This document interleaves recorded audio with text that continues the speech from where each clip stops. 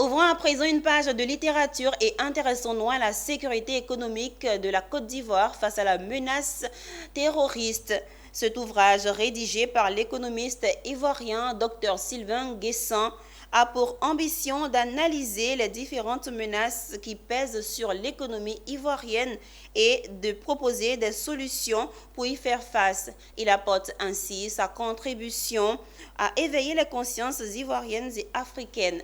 La présentation et la dédicace de l'œuvre a été faite dans la commune de Cocody en présence de nos reporters. Tout part d'un constat. En 2002, dans le nord-est du Nigeria, la menace terroriste survient et 20 ans après la CEDEAO connaît ce mal.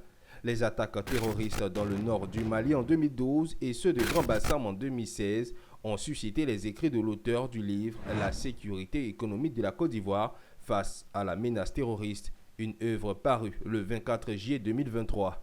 Donc il faut écrire pour apporter sa contribution à l'éveil de conscience, ça c'est de 1. Et puis de 2, il faut aussi écrire pour faire des propositions de solutions, pour inviter l'implosion des États côtiers.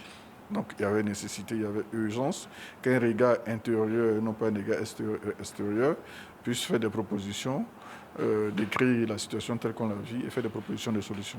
Soulignant l'importance de la sécurité économique pour le développement durable de la Côte d'Ivoire, Dr Sylvain Guessant a ensuite exposé les différents aspects abordés dans son livre de 6 chapitres.